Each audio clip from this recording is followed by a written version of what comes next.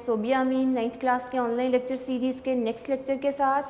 हम लोग chapter number 8 पढ़ रहे हैं। लास्ट लेक्चर में मैंने आप लोगों को बेटा कवर करवाया था specific heat and heat capacity का टॉपिक, जिसमें हमने स्टेट्स, जो changes of the state of matter को भी डिस्कस किया था, और साथ हमने ये भी बताया था कि अगर सॉलिड है, सॉलिड को अगर हम हीट अप करते हैं, प्रोसेस जो है वो मेल्टिंग का होता है और solid will changes into liquid. जैसे आपके हाथ में अगर आइस है, आप उसको थोड़ा जो है हीट प्रोवाइड करो तो आइस मेल्ट हो जाएगी और किस में चेंज हो जाएगी, लिक्विड में। प्रोसेस का कहलाएगा मेल्टिंग। और अगर आप लिक्विड को मज़ीद हीट अप करते हो तो वो लिक्विड गैसीय स्टेट में चेंज हो जाएगा और प्रोसेस का कहलाएगा बॉइलिंग, और liquid will be changes into गैसीय स्टेट। और अगर आप गैस वेपर्स को कूल डाउन करते हो, प्रोसेस कंडेंसेशन का होता है, और कंडेंसेशन में water vapours will again changes into liquid. और फिर इसी लिक्विड को अगर आप फ्रीजिंग पॉइंट तक ले आओ, फ्रीज़र में रख दो, तो वो लिक्विड दोबारा जो है वो सॉलिड में चेंज हो जाएगा और प्रोसेस का कहलाएगा फ्रीजिंग कहलाएगा। यानी changing of the solid into liquid is called the melting, and the changing of the liquid into gaseous state is called the boiling, and the changing of the gaseous state, it means कि water vapors into again into liquid, that is called the condensation, and the changings of the liquid into solid, that is called the freezing। ठीक है, ये हमने states of matter को discuss किया था, और साथ उसको ग्राफिकली हमने थोड़ा सा शो किया था कि ए बी पार्ट किस चीज़ को शो करता है। ए बी पार्ट जो था वो उसमें आइस का टेम्परेचर -30 डिग्री सेल्सियस हमने डिस्कस किया था, और फिर वो आइस हीट गेन करती है, और गेन करने के बाद अपना टेम्परेचर 0 डिग्री सेल्सियस तक लेके आती है। और इस स्टेज पे कुछ पोर्शन मेल्टेड वाटर होता है और कुछ पोर्शन आइस होता है, और वहाँ पे amount of heat energy thermometer के ऊपर अपीयर नहीं होती, because the whole energy is not taken to changing the solid into liquid state. जब तक सारी की सारी आइस मेल्ट नहीं हो जाएगी, ये टेम्परेचर 0 डिग्री सेल्सियस ही रहेगा। जब सारी आइस मेल्ट होकर मेल्टेड वाटर बन जाएगा, फिर वो मेल्टेड वाटर जो है वो हीट गेन करेगा और अपना टेम्परेचर 0 डिग्री सेल्सियस से इंक्रीज़ करके कितना ले जाएगा, 100 डिग्री सेल्सियस। और 100 डिग्री सेल्सियस पे जाके वाटर बॉयल होना शुरू हो जाएगा, और फिर से टेम्परेचर कांस्टेंट हो जाएगा, और वो टेम्परेचर 100 डिग्री सेल्सियस ही रहेगा, तब तक उतना ही रहेगा जब तक सारी का सारा लिक्विड जो है वो गैसीय स्टेट में चेंज नहीं हो जाता, जिसको हमने ग्राफिकली शो किया था। आज जो हमने टॉपिक पढ़ना है ना बेटा, वो है latent heat of fusion. Latent heat of fusion को समझने से पहले आपको थोड़ा ये भी पता होना चाहिए कि मेल्टिंग पॉइंट क्या होता है और फ्रीजिंग पॉइंट क्या होता है। What is the melting point? The temperature at which solid starts to melt is called the melting point. या यूँ समझ लीजिए कि वो टेम्परेचर जिस पे आइस जो है वो चेंज होना शुरू होती है into liquid, that is called the melting point. और इस मेल्टिंग पॉइंट को हम फ्यूजन पॉइंट भी कहते हैं, यानी मेल्टिंग पॉइंट को हम फ्यूजन पॉइंट भी कहते हैं। और what is the freezing point? Freezing point क्या होता है बेटा? वो टेम्परेचर जिस पे लिक्विड जो है वो स्टार्ट होता है टू चेंजेस इनटू सॉलिड, यानी लिक्विड का सॉलिड में चेंज होना, वो टेम्परेचर क्या कहलाता है? फ्रीजिंग पॉइंट कहलाता है। The temperature at which the liquid starts to changes into solid, that is called the freezing point. Clear है? तो अगर आपको डिफरेंस आता, what is the difference between fusion point and freezing point? Fusion point का मतलब होता है बेटा, that is the temperature at which solid starts to melt, यानी यहाँ पे प्रोसेस जो है वो फ्यूजन का होता है, जिसमें सॉलिड जो है वो किस में चेंज होगा, लिक्विड में चेंज होता है। और अगर लिक्विड को वापस हमने सॉलिड में चेंज करना है तो प्रोसेस का कहलाता है फ्रीजिंग। क्लियर है? तो ये दो चीज़ें आपको पता होनी चाहिए, what is the fusion point या what is the melting point and what is the freezing point. ये दो चीज़ें आपको पता होनी चाहिए। अब हम बात करते हैं बेटा लेटेंट हीट ऑफ फ्यूजन। इसके लिए सिंपल एक्सपेरिमेंट, यानी डेफिनेशन को समझने से पहले आपको ये बात समझ आनी चाहिए बेटा कि अगर आपके पास कुछ आइस क्यूब्स हैं, ये है मेरे पास आइस क्यूब्स, इन आइस क्यूब्स को मैंने क्रश करके इस एक बीकर में जो है वो रख दिया हुआ है, और इस बीकर को हमने जो है वो एक बर्नर के ऊपर रखना है, और हमने एक स्टैंड लेना है, और इस स्टैंड के साथ हमने बेटा हैंग करना है एक थर्मामीटर। हम इसके साथ हैंग करेंगे एक थर्मामीटर, और थर्मामीटर का जो बल्ब है that will be dip into the ice cubes. Okay, सबसे इनिशियली अगर हम देखते हैं बेटा कि टेम्परेचर ऑफ आइस क्या है। टेम्परेचर ऑफ आइस जो है वो 30 डिग्री -30 डिग्री सेल्सियस हम अज्यूम कर रहे हैं कि हमारा ये टेम्परेचर क्या है, आइस का टेम्परेचर है।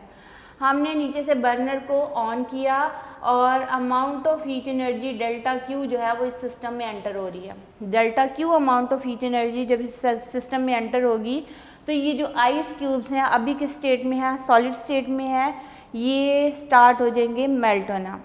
क्यों? क्योंकि आइस क्यूब्स हीट गेन करेगा इस बर्नर से और हीट गेन करने के बाद ये आइस क्यूब्स जो हैं वो मेल्ट होना शुरू हो जाएंगे। टेम्परेचर ऑफ आइस जो है वो -30 डिग्री सेल्सियस से इंक्रीज होके कितना हो जाएगा, 0 डिग्री सेल्सियस। और जब ये 0 डिग्री सेल्सियस पे होगा, यहाँ तो सारी की सारी क्या थी, आइस थी, यानी आइस ने अपना टेम्परेचर -30 डिग्री सेल्सियस से इंक्रीज करके कितना कर लिया, 0 डिग्री सेल्सियस। और 0 डिग्री सेल्सियस पे जाके थर्मामीटर के ऊपर जो रीडिंग जो है वो कुछ टाइम ड्यूरेशन के लिए स्टॉप हो जाती है। यानी इस एक्सपेरिमेंट में हम टेम्परेचर की रीडिंग लेंगे एंड स्टॉप वॉच से हम टाइम की रीडिंग्स लेंगे। टाइम हमें बताएगा कि टाइम के लिहाज से टेम्परेचर में क्या चेंजेस आ रही हैं। हम स्टॉप वॉच से टाइम मेजर करते जाएंगे, थर्मामीटर से रीडिंग्स नोट करके ग्राफ ड्रॉ करते हैं। तो जब हमने ग्राफ ड्रॉ किया तो हमारे पास इस किस्म की शेप आई और ये क्या शो करती है कि इनिशियल टेम्परेचर ऑफ आइस कितना था, -30 डिग्री सेल्सियस। और फिर हमने बर्नर से हीट एनर्जी सिस्टम में एंटर की तो फिर आइस ने अपना टेम्परेचर -30 डिग्री सेल्सियस से इंक्रीज करके कितना कर लिया, 0 डिग्री सेल्सियस। और जब ये 0 डिग्री सेल्सियस पे थी तो यहाँ पे कुछ पोर्शन आइस था और कुछ पोर्शन मेल्टेड वाटर था, यानी आइस मेल्ट होके किस में चेंज हो गई, वाटर में। तो यहाँ पे थर्मामीटर के ऊपर रीडिंग अपीयर नहीं होती। ये वो टाइम ड्यूरेशन है जिसमें आइस जो है यानी solid will changes into liquid. तो इसको, इसी पॉइंट को हम फ्यूजन पॉइंट भी कहते हैं। क्या कहा जाएगा बेटा, फ्यूजन पॉइंट, यानी वो पॉइंट या वो टेम्परेचर जिस पे आइस जो है वो मेल्ट होती है, solid will be changes into liquid, that is called the fusion point. और ये इसको कितना टाइम लगा, 3.6 मिनट लगे हैं, यानी इस सॉलिड को, यानी जितने आइस क्यूब्स थे वो सारे के सारे मेल्ट होने में 3.6 जो है वो मिनट लगे हैं। उसके लिए हम लिख सकते हैं बेटा टाइम फॉर फ्यूजन जो है T2 - T1 जो होगा that is time for fusion, और वो कितना मिनट होगा, 3.6 मिनट। जब ये T2 टेम्परेचर आएगा ना तो यहाँ T2 टाइम जब आएगा तो यहाँ पे सारे का सारा मेल्टेड वाटर होगा। फिर ये मेल्टेड वाटर जो है वो हीट एनर्जी फिर से एब्जॉर्ब करके अपना टेम्परेचर 0 डिग्री सेल्सियस से कितना इंक्रीज करेगा, 100 डिग्री सेल्सियस। और ये 100 डिग्री सेल्सियस तक जो है ये टेम्परेचर इंक्रीज होगा और इसको कितना टाइम लगा, 4.6 मिनट लगे हैं अपना टेम्परेचर जो है वो 0 डिग्री सेल्सियस से कितना इंक्रीज करने के लिए, 100 डिग्री सेल्सियस तक। यानी T3 - T2 जो है ये वो टाइम ड्यूरेशन है जिसमें मेल्टेड वाटर अपना टेम्परेचर 0 डिग्री सेल्सियस से कितना इंक्रीज करता है, 100 डिग्री सेल्सियस। जब ये 100 डिग्री सेल्सियस तक आएगा तो फिर से ये स्टॉप हो जाता है बेटा, ये टाइम गुजरता जाएगा। थर्मामीटर के ऊपर जो है वो टेम्परेचर की रीडिंग्स अपीयर नहीं होती। व्हाट इज़ द रीज़न, तब जो है लिक्विड स्टेट चेंज होना शुरू होती है, किसमें, गैसियस स्टेट में। यानी वो टाइम ड्यूरेशन जिसमें एक स्टेट दूसरी स्टेट में चेंज होती है, टाइम गुजरता जाएगा, थर्मामीटर के ऊपर टेम्परेचर की रीडिंग अपीयर नहीं होती। इट मीन्स कि this is the time at which the whole energy is utilise in order to change the state. इन जितनी बर्नर से एनर्जी मिल रही है वो किस में चेंज हो रही है, that is use to changing the breaking the bonding of the solid and will be changes into liquid. यानी मेल्टिंग पॉइंट या फ्यूजन पॉइंट क्या होगा, जब आइस जो है वो मेल्ट होती है सॉलिड स्टेट से किस में चेंज होगी, लिक्विड में। अब इसी से हम कह सकते हैं कि यहाँ पे जो अमाउंट ऑफ हीट एनर्जी थी वो किस काम के लिए यूटिलाइज हुई, ये यूटिलाइज हुई है बेटा आइस को लिक्विड में चेंज करने के लिए। यानी सॉलिड स्टेट से किस में जाने के लिए, लिक्विड में जाने के लिए ये होल एनर्जी जो है वो यूटिलाइज होती है। इसलिए इसको हम बोलते हैं latent heat of fusion. The amount of heat energy that is required to change the unit mass of the solid into liquid state at its melting point without any change in temperature। यानी वो amount of heat energy जो कि solid को liquid में change करने के लिए utilise होगी, और उसके किस पॉइंट पे, फ्यूजन पॉइंट पे या मेल्टिंग पॉइंट पे, जब हमारे पास जो है थर्मामीटर के ऊपर किसी किस्म का टेम्परेचर इंक्रीज शो नहीं होता। इसको हम बोलते हैं latent heat of fusion. Fusion का मतलब changing of the solid into liquid, latent का मतलब होता है जो छुपी हुई हीट एनर्जी होगी, जो हमें नज़र नहीं आ रही थर्मामीटर के ऊपर, जो छुपी हुई अमाउंट ऑफ हीट एनर्जी होती है, उसको हम बोलते हैं latent heat of fusion. Okay, अब हम इसकी डेफिनेशन लिखते हैं। Fusion point and freezing point की मैंने डेफिनेशन पहले आपको बता दी है बेटा। फ्यूजन पॉइंट क्या होता है या मेल्टिंग पॉइंट क्या होता है, the temperature at which solid starts to melt is called the fusion point और melting point. And what is the freezing point, it is the temperature at which liquid starts to changing into solid state, that is called the freezing point. अब latent heat of fusion की जब हम definition बोलते हैं बेटा, what is the latent heat of fusion, the amount of heat energy, the amount of heat energy required to change the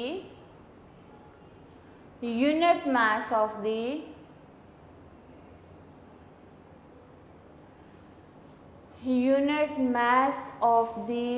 solid into liquid state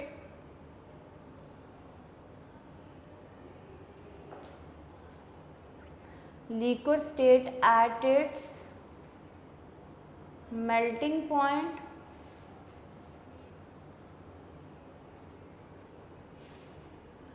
without change any temperature,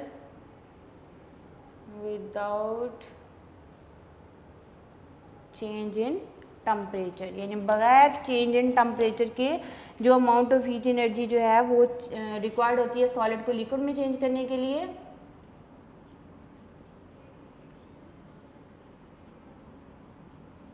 temperature is called latent heat of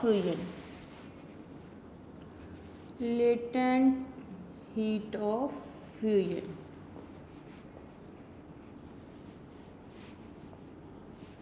Okay, amount of heat energy that is required to change the unit mass of the solid into liquid। ये इसको कौन से standard लिखते हुए, solid state से liquid में change आना है, किस स्टेट पे बेटा, किस पॉइंट पे, मेल्टिंग पॉइंट पे, without any change in its temperature is called the latent heat of fusion. Okay, अब हम लेटेंट हीट ऑफ फ्यूजन को बेटा HF से रिप्रेजेंट करते हैं। HF will be the latent heat of fusion, और इसका फॉर्मूला था बेटा delta QF divided by M। Delta QF क्या है, ये अमाउंट ऑफ वो अमाउंट ऑफ हीट एनर्जी जो कि हमें बर्नर से मिल रही है और वो फ्यूजन के लिए रिक्वायर्ड होगी, उसको हम डेल्टा QF से रिप्रेजेंट करेंगे, और M क्या होगा, unit mass of the substance होगा। तो हम कह सकते हैं कि HF will be equal to delta QF divided by M। और अगर हम बेटा यूनिट डिस्क्राइब करेंगे, what is the unit of the latent heat of fusion, तो unit of heat energy is joule, unit of mass is kg। तो हम कह सकते हैं joule per kg is the unit of the latent heat of fusion. Latent heat of fusion का unit क्या होगा, जॉल per kg। अच्छा, अब यहाँ से बेटा इस फॉर्मूला से हम कह सकते हैं कि डेल्टा QF किसके इक्वल होगा, that is equal to MHF के इक्वल होगा। तो इस तरह से जो है हम इन चीज़ों को सिंप्लीफाई कर सकते हैं। डेफिनेशन क्या है बेटा, amount of heat energy that is required to change the unit mass of the solid into liquid state at its melting point without change in its temperature is called the latent heat of fusion. और latent heat of fusion को HF से represent किया जाता है। इसका formula क्या होगा, delta QF, ये वो अमाउंट ऑफ हीट एनर्जी है जो कि फ्यूजन के लिए, changing of the solid into liquid के लिए रिक्वायर्ड होगी, किसकी, यूनिट मास की। तो यहीं से हम यूनिट को, इसकी यूनिट भी डिफाइन कर सकते हैं। What is the unit of the energy, heat energy का यूनिट जॉल, मास का unit kg, जॉल per kg will be the unit of the latent heat of fusion of the substance. अब इसी चीज़ को बेटा एक्सपेरिमेंटली जो है हम प्रूव करेंगे कि क्या latent heat of fusion of ice की वैल्यू कितनी होती है। एक्सपेरिमेंटली बेटा ये चीज़ ऑब्जर्व की गई है कि latent heat of fusion of ice की जो थ्योरेटिकल वैल्यू है, latent heat of fusion of ice is 3.36 multiply 10⁵ joule per KG. ये है latent heat of fusion of ice की वैल्यू, थ्योरेटिकल वैल्यू। आइडियल कंडीशन में, आइडियल जो है कंडीशन जब आपके पास सॉलिड लिक्विड जो है जिससे हमने आइस बनाई है वो भी इम्प्योरिटी से पाक हो, एक आइडियल लिक्विड लिया जाए, फिर आपके पास जो है आइडियल कंडीशंस के अंदर जो latent heat of fusion of ice की वैल्यू निकलती है वो कितनी निकलती है, 3.36 मल्टीप्लाई 10⁵ जॉल पर केजी। अब अगर हम इसका एक्सपेरिमेंट परफॉर्म करें, एक्सपेरिमेंट क्या है कि आप टैप वाटर ले लीजिए, उसको आप आइस में चेंज कर लीजिए, फिर वो आइस को आप क्रश करके एक बीकर में डालिए। इस आइस को हमने क्रश किया और एक बीकर में डाला। बीकर में हमने एक स्टैंड लेके उसके साथ एक थर्मामीटर हमने जो है वो हैंग कर दिया। जो थर्मामीटर हमें टेम्परेचर बताएगा इन डिग्री सेल्सियस, और हम स्टॉप वॉच ले लेंगे और स्टॉप वॉच से टाइम मेजर करेंगे, टाइम इन मिनट ले लेंगे, और हम इस होल सिस्टम को एक बर्नर के ऊपर रखेंगे और बर्नर से amount of heat energy delta Q जो है वो सिस्टम में क्या होगी, एंटर होगी। अच्छा, अब आइस क्यूब्स क्या होना शुरू होंगे, मेल्ट होना शुरू होंगे। हम दो चीज़ें यहाँ से नोट करते जाएंगे, time in minutes and temperature in degree Celsius. आपके पास जितना गिवन डाटा आ जाएगा बेटा उसको हम ग्राफिकल शेप में ले आएंगे, और ग्राफ में आपके पास ये चीज़ शो हो रही है कि temperature of the initial temperature of the ice is -30 degree Celsius. Ice ने अपना टेम्परेचर इंक्रीज़ किया है और इसको टेम्परेचर इंक्रीज़ करके ये कहाँ तक चलेगी, 0 डिग्री सेल्सियस। और जब ये 0 डिग्री सेल्सियस तक पहुँची थी तो यहाँ पे कुछ पोर्शन आइस था और कुछ पोर्शन जो है वो मेल्टेड वाटर था। कंप्लीट आइस को मेल्ट होने के लिए कितना टाइम लगा है, 3.6 मिनट, यानी टाइम फॉर फ्यूजन जो कि T2 - T1 होगा उसको कितना टाइम लगा, 3.6 मिनट लगे हैं इस होल आइस को मेल्ट होने के लिए। तो ये टाइम होगा टाइम फॉर फ्यूजन, जिसको हमने स्मॉल tf से रिप्रेजेंट कर दिया। This is the time for fusion changing of the solid into liquid state.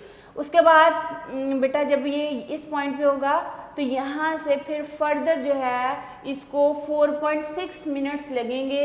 अपना टेम्परेचर इस वाटर ने 0 डिग्री सेल्सियस से कितना इंक्रीज़ किया है, 100 डिग्री सेल्सियस, यानी T3 - T2 जो होगा वो कितना टाइम है, 4.6 जो है वो मिनट है। और इस टाइम को हम T0 से रिप्रेजेंट कर देंगे। This is a time taken by the melted water to change its temperature from 0 degree Celsius to 100 degree Celsius. और इसी चीज़ को फर्दर हम सॉल्व करते हुए latent heat of fusion of ice हम एक्सपेरिमेंटली जो है वो रिजल्ट्स को फाइंड आउट करते हैं। ये एक्सपेरिमेंटल मेथड होगा जो कि हमारा इस थ्योरेटिकल रिजल्ट्स के करीब करीब आंसर होंगे, लेकिन एग्जैक्ट आंसर नहीं होंगे। हो सकता है कि डेसिमल के बाद वाली रीडिंग्स जो है वो थोड़ी चेंज आएँ। व्हाट इज़ द रीज़न कि हमें पता है कि आइडियल कंडीशंस नहीं होंगी। आइडियल कंडीशंस होती हैं तो ये रिजल्ट्स आते हैं, अगर आइडियल कंडीशंस नहीं होती तो थोड़ा एक्सपेरिमेंटल वैल्यूज़ के ऊपर फ़र्क पड़ जाता है। ओके, अब हम इसी चीज़ को एक्सपेरिमेंटली प्रूव करते हैं। हम सपोज करते हैं let mass of ice is equal to m। Suppose कर लीजिए कि आपके पास mass of ice क्या m, और जितना mass of ice होगा उतना ही mass of water होगा। ये बात क्लियर कर लीजिए बेटा कि जितनी आप वाटर रखते हो, जितना mass of water होगा उतना ही mass of ice होगा। जस्ट वॉल्यूम एंड डेंसिटी के ऊपर थोड़ा अफेक्ट पड़ता है, अदरवाइज जितना mass of water होगा उतनी ही mass of ice होगा। तो हम कह सकते हैं let the mass of ice is m, और उसके बाद टाइम फॉर फ्यूजन जो है बेटा, time taken by the ice to melt completely, time taken by ice to melt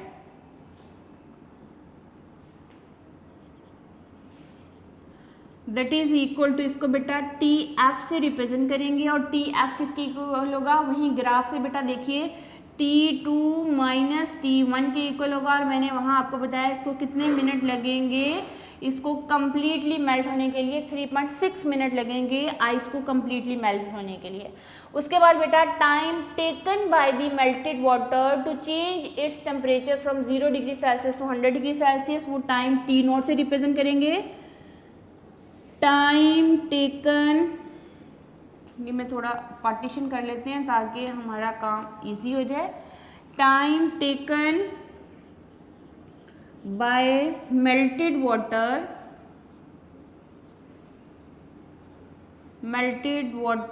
to change its temperature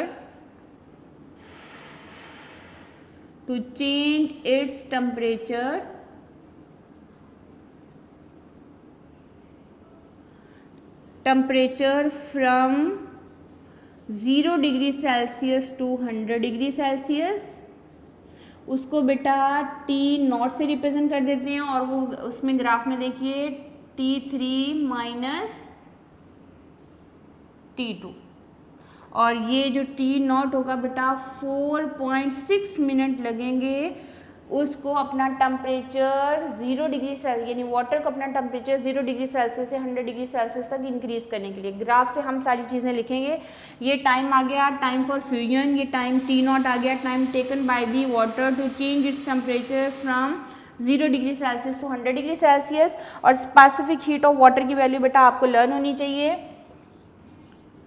specific heat of water, उसको हम C से represent करते हैं। इसकी वैल्यू बेटा 4200 joule per KG per kelvin होती है, ये आपको लर्न होनी चाहिए। स्पेसिफिक हीट ऑफ वाटर को C से रिप्रेजेंट किया जाएगा और उसकी value 4200 joule per KG per kelvin होती है। उसके बाद बेटा जो इंक्रीज इन टेम्परेचर होगा, increase in temperature,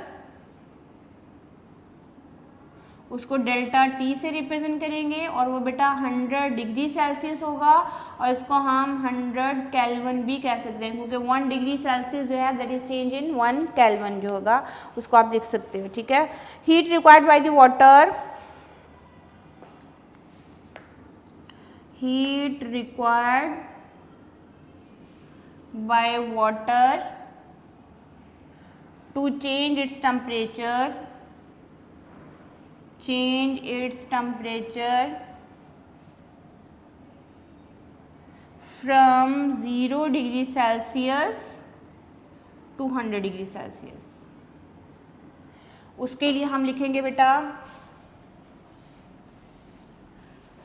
delta Q is equal to MC delta T, यानी ये वो अमाउंट ऑफ हीट एनर्जी है जो कि वाटर को रिक्वायर्ड थी ताकि वो अपना टेम्परेचर 0 डिग्री सेल्सियस से कितना इंक्रीज कर लिए 100 डिग्री सेल्सियस। उसको हम डेल्टा Q से रिप्रेजेंट कर रहे हैं और डेल्टा Q आपके पास आ जाएगी बेटा, इसकी वैल्यूज पुट करते हैं हम। Delta Q will be equal to M, चूँकि हमें नहीं पता कितनी हमने मास ही M ही लिखा रहने दीजिए। स्पेसिफिक हीट की वैल्यू 4200 और डेल्टा T की वैल्यू जो होगी बेटा वो आ जाएगी 100 केल्विन, ठीक है। तो यहाँ पे अमाउंट ऑफ हीट एनर्जी वो आपके पास कितनी आ जाएगी, इसको मल्टीप्लाई करके आप इसको स्टैंडर्ड फॉर्म में लिखोगे तो आपके पास m मल्टीप्लाई बाय 4.2 मल्टीप्लाई 10 की पावर 5 जो है आ जाएगा 10 की पावर 5 जॉल पर केजी। ये वो अमाउंट ऑफ हीट एनर्जी आ गई जो कि मेल्टेड वाटर को रिक्वायर्ड थी अपना टेम्परेचर 0 डिग्री सेल्सियस से कितना इंक्रीज करने के लिए 100 डिग्री सेल्सियस। क्लियर होगी बात। अब यहाँ तक फिर से देखिए बेटा, let the mass of ice हमने सपोज किया क्या है m, time taken by the ice to melt जो है time for fusion T2 minus T1, यही ग्राफ से लिखेंगे। T2 माइनस T1 3.6 मिनट लगे। उसके बाद बेटा time taken by the melted water to change its temperature from 0 degree Celsius to 100 degree Celsius, ये आएगा T3 माइनस T2, ये हमने लिख दिया बेटा। T नॉट जो है ये टाइम है जो कि वाटर को चाहिए अपना टेम्परेचर 0 से 100 डिग्री सेल्सियस तक के लिए, वो कितना टाइम लगा 4.6 minute. Specific heat of water 4200 joule per KG per kelvin होती है। Increase in temperature 100 degree celsius आ जाएगा and 1 degree celsius that is equal to 1 kelvin, ठीक है। तो चेंज इन टेम्परेचर सेल्सियस में भी 100 होगा, केल्विन में भी 100 होगा। Heat required by the water to change इस temperature from 0 degree Celsius to 100 degree celsius, delta Q is equal to M C delta T. ये सेम फॉर्मूला हम स्पेसिफिक हीट कैपेसिटी में पढ़ चुके हैं कि अमाउंट ऑफ हीट एनर्जी जो है वो mass and change in temperature के डायरेक्टली प्रोपोर्शनल होती है, और सी जो है वो कांस्टेंट ऑफ प्रोपोर्शनैलिटी है, that is called the specific heat capacity. इसमें वैल्यूज पुट की है हमने, एम जो है वो मैस ऑफ आइस था, एस से लिखा रहने दिया, सी स्पेसिफिक हीट थी, चेंज इन टेम्परेचर 100 डिग्री था, तो ये आपके पास M multiply by 4.2 multiply 10⁵ joule per KG आ जाएगा। ठीक है, अब हमने लिखना है बेटा रेट ऑफ हीट एब्जॉर्ब जो होगी, रेट ऑफ हीट एब्जॉर्ब जब हमने टेम्परेचर जो है वो 0 डिग्री सेल्सियस से कितना इंक्रीज किया, 100 डिग्री सेल्सियस, तो उसको हम लिखेंगे बेटा delta Q divided by T not. ये रेट ऑफ हीट एब्जॉर्ब आ गया। अब हम लिखेंगे बेटा heat absorb in time T F, heat absorbed by time TF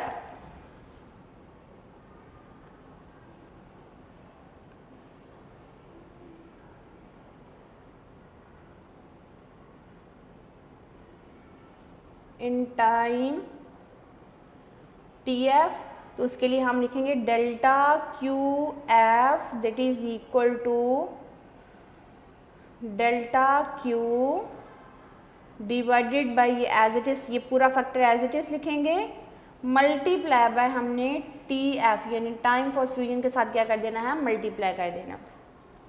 अब बेटा देखिए delta Q F will be equal to, ये डेल्टा क्यू की वैल्यू इस इक्वेशन से यहाँ से पुट करेंगे पूरी, तो ये आ जाएगा delta Q will be equal to M multiply by 4.2 multiply 10⁵, और टी एफ की value time for fusion, T F ये था बेटा 3.6 मिनट, ऐसे लिखते हैं 3.6 minute divided by T naught जो है ये है 4.6 मिनट।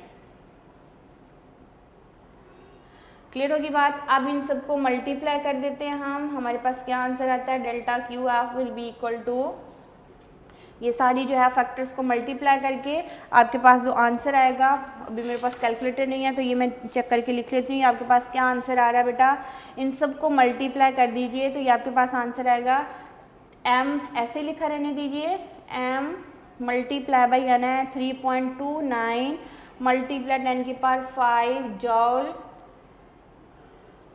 पर केजी। अच्छा, एक ये हमारे पास इक्वेशन आ गई है, और अकॉर्डिंग टू दिस इक्वेशन ये देखिए बेटा, यहाँ से हमने जो इक्वेशन लिखी है किसके लिए, लेटेंट हीट ऑफ फ्यूजन के लिए, डेल्टा क्यू एफ किसके इक्वल होता है, एम एच एफ के इक्वल। तो अगर मैं इसको इक्वेशन 2 और इसको इक्वेशन 1 कह रही हूँ तो क्या हम लिख सकते हैं बेटा delta Q F is equal to M H F, ये भी डेल्टा क्यू एफ के इक्वल है, ये भी डेल्टा क्यू एफ के इक्वल है। इस इक्वेशन को इसको कंबाइन करके आप कंपेयर कर लीजिए, ये 1 और 2 को कंपेयर कीजिए, बाय कंपेयरिंग 1 और 2,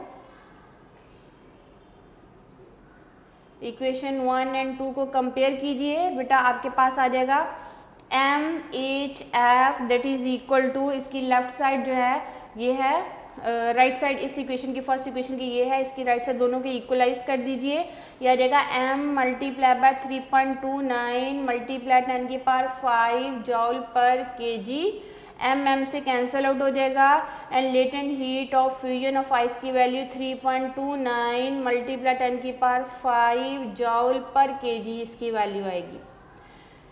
अब देखिए एक्सपेरिमेंटली हमारे पास रिजल्ट क्या आया है, 3.29 मल्टीप्लाई 10⁵ जॉल पर केजी, और थ्योरेटिकल रिजल्ट आइडियल कंडीशन, जब आपके पास आइडियल वाटर था, आइडियल कंडीशन थी, स्टैंडर्ड एटमॉस्फेरिक प्रेशर था, इन्वायरमेंटल टेम्परेचर भी जो है वो बहुत ज़्यादा हाई ना बहुत ज़्यादा लो, तो इन कंडीशंस में 3 पॉइंट जो latent heat of fusion of ice की लेटेंट हीट ऑफ जो फ्यूजन है वो है 3.36 मल्टीप्लाई 10⁵ जॉल पर केजी।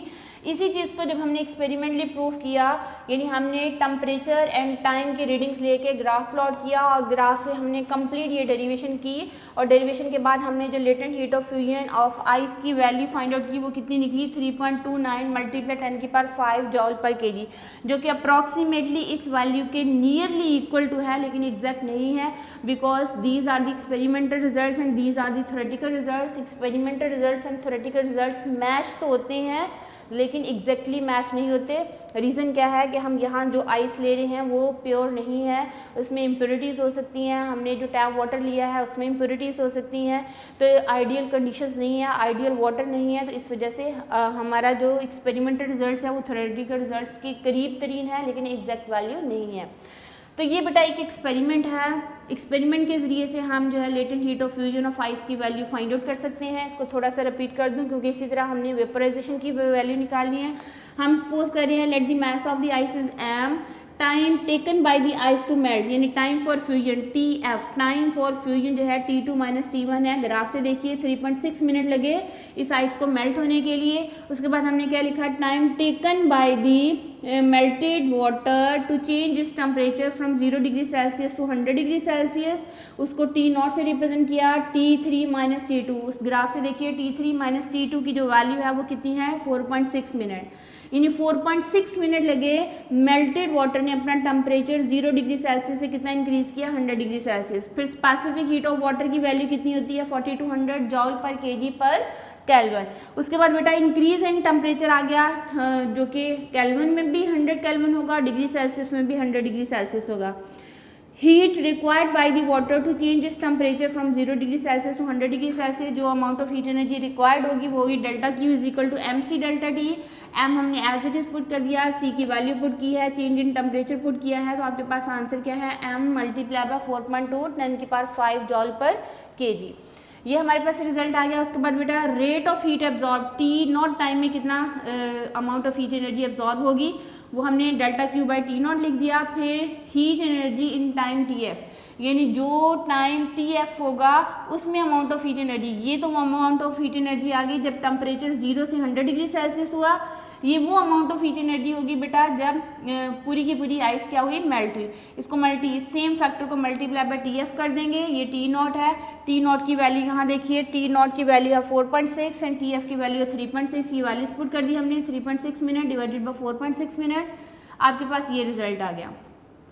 और सेम जो है हम यहाँ पे कह चुके हैं डेल्टा Q जो है वो MHF की इक्वल होता है। ये इक्वेशन और इस इक्वेशन को कंपेयर करके हमने M को M से कैंसिल आउट कर दिया और यहाँ से latent heat of fusion of ice experimental results हैं, these are the experimental results. Experimentally latent heat of fusion of ice is 3.29 multiply 10⁵ joule per kg। ये हमारे पास एक्सपेरिमेंटल रिजल्ट्स आए हैं। आप इसकी डेरिवेशन करके देखिए, इतना मुश्किल नहीं है, लेकिन अक्सर बच्चों को ये डेरिवेशन मुश्किल लगती है। एक दो दफ़ा करेंगे तो आपको ये चीज़ें इजी लगेंगी। कभी पेपर में आया तो नहीं, लेकिन कम अज़ कम ये सिलेबस का पार्ट है। Latent heat of fusion of ice को एक्सपेरिमेंटली प्रूफ करना, फाइंड आउट करना, ये सिलेबस का पार्ट है, तो आपको आना चाहिए। कैसे किया है, जस्ट आपने ग्राफ को पहले लर्न करके बनाना है और ग्राफ से ही सारी चीज़ें जो है वो सॉल्व होंगी। अपना ख्याल रखिए, कॉपी के ऊपर करके देखिए। मैं नेक्स्ट लेक्चर में आपको लेटेंट हीट ऑफ वेपराइजेशन का टॉपिक भी कराऊंगी, वो भी सेम इसी तरह का ही है, डेरिवेशन भी सेम ऐसे ही है। जस्ट अगर आपने पहले ये सीख लिया है तो आपको वो उसमें कोई प्रॉब्लम फेस नहीं होगा। इसको लिख के ज़रूर देखिएगा, अपना ख्याल रखिएगा। नेक्स्ट लेक्चर में फिर हाजिर होंगे, तब तक के लिए अल्लाह हाफ़िज़।